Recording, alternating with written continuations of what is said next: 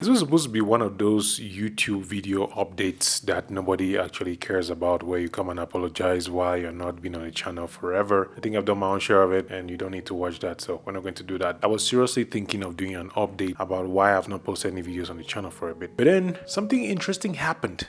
Something that got me thinking about the current title of this video, which is We Need Empathy. I thought I was going to write down notes and figure out what the video was going to be about, tell a story, go through the process, come up with an idea, and try to share my perspective, which is what I try to do with a lot of the videos on the channel. But something happened. A couple of days ago, I was flying back into Colorado and I took a picture. And this picture was just, actually me trying to signal. Now that I'm thinking about it, actually I thought about it, I was trying to signal something, whatever it was. Usually I get people responding to my status on WhatsApp. It wasn't on Instagram, it was mostly WhatsApp, which is my contacts. These are people who know me, right? These are people who have my phone number, so they should say something, anything.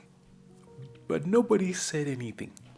And it got me thinking about how just a few months ago, in fact, like last year, this would have sent me into a frenzy of wondering if I was still relevant.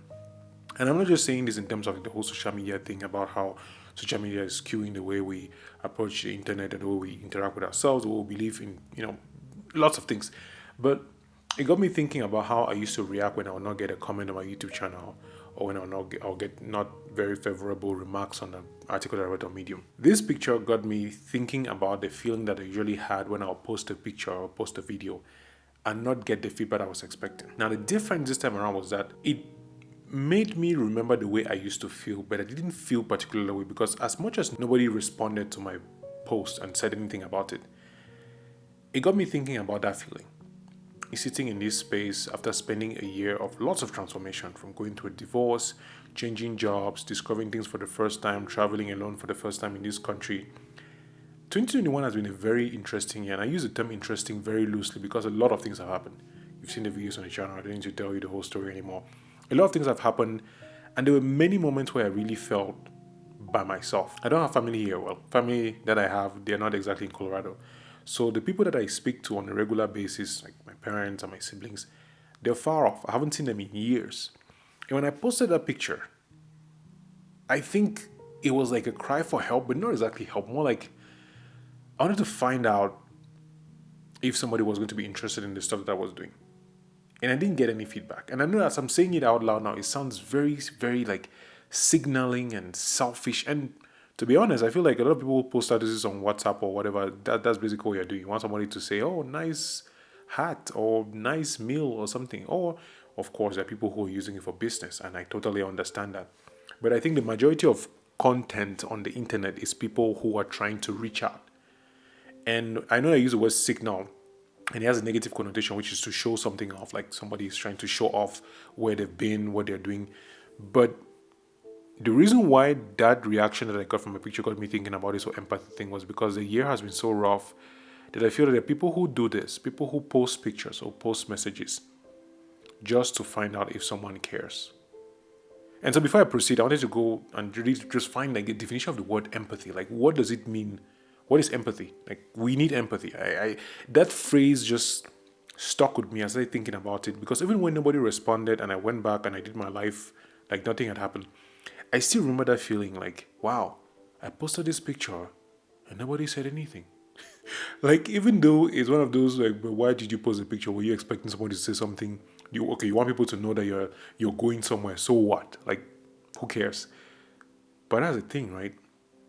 Who cares?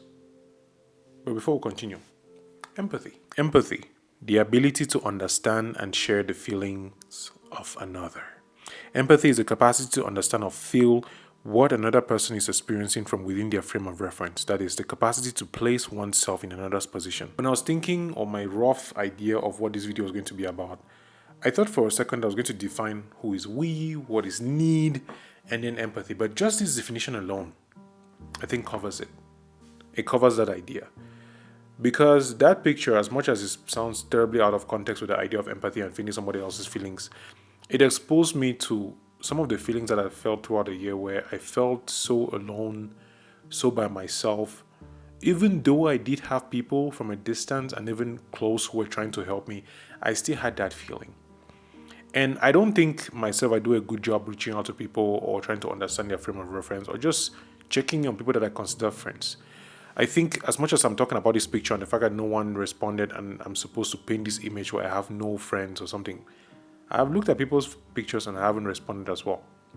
And just thinking about it, I'm like, what if someone else was in the same position where they just also needed somebody to do the same thing that I was hoping that they would do?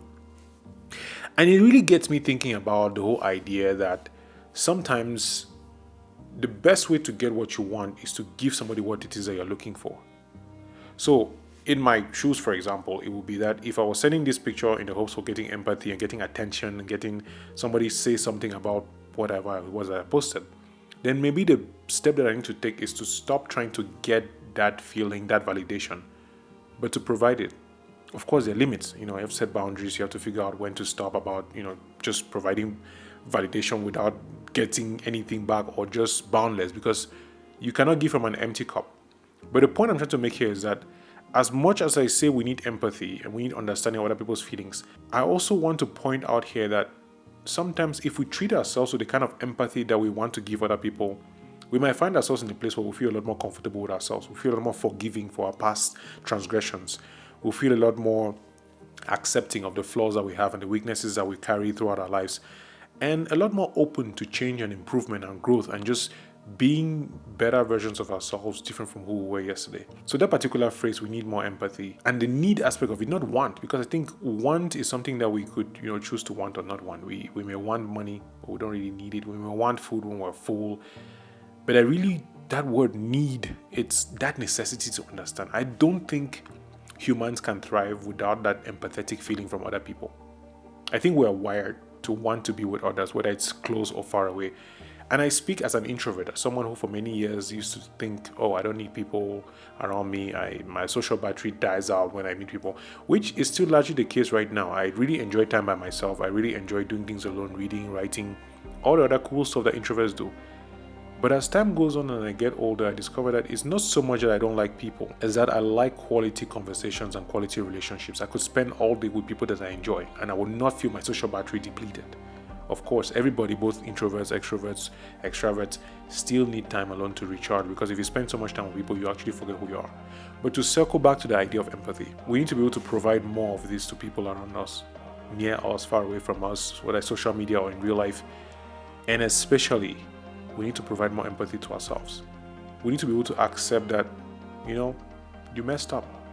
Maybe you shouldn't have accepted this deal or asked this guy out or this girl out, or maybe you shouldn't have made that decision.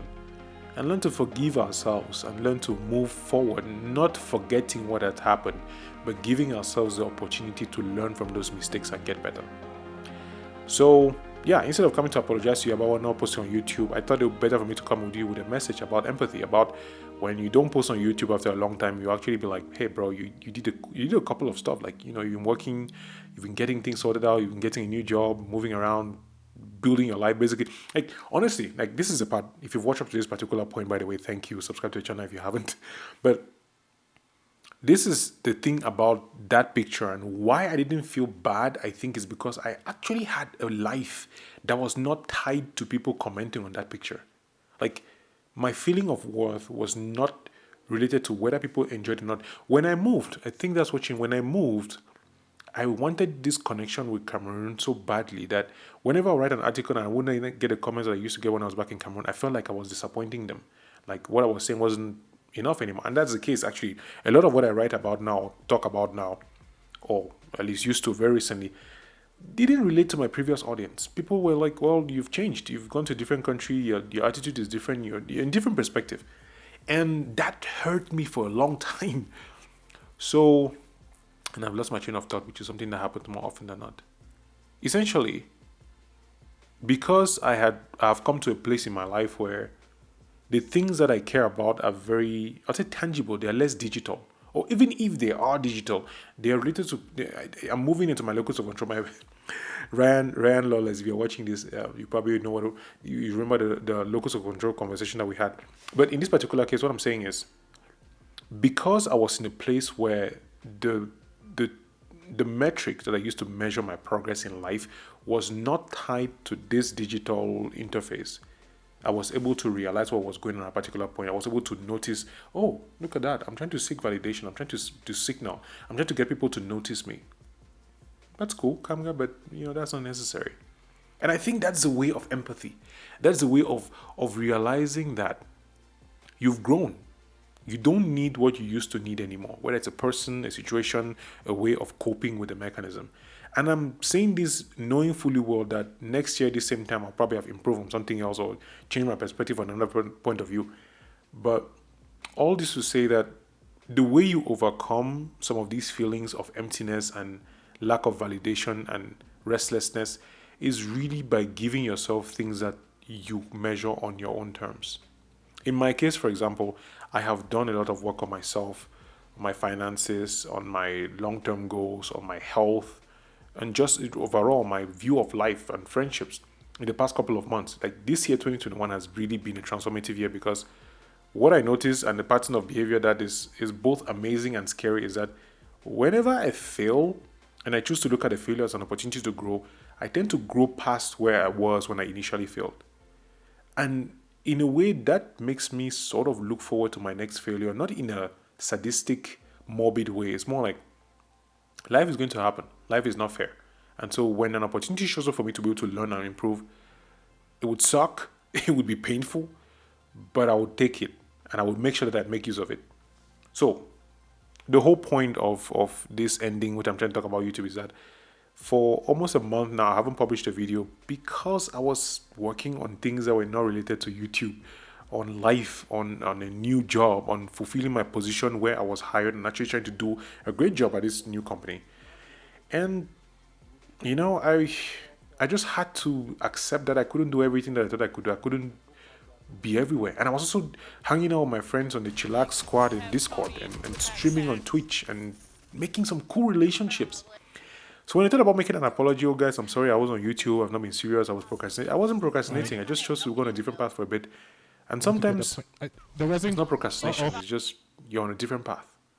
And so give empathy to others. Have empathy for others. But most importantly, have empathy for yourself. Yeah, I'm going to put a video on the screen here, which is one of my favorite videos I've made on the channel so far. I really like it. I think it speaks to the kind of videos I want to make. And if you haven't subscribed to the channel yet, well, now's a good time to do so. I'll make sure to see you in the next video. In the meantime, do your best. Let God take care of the rest. And remember that while there's life, there is hope. I'll see you in the next video.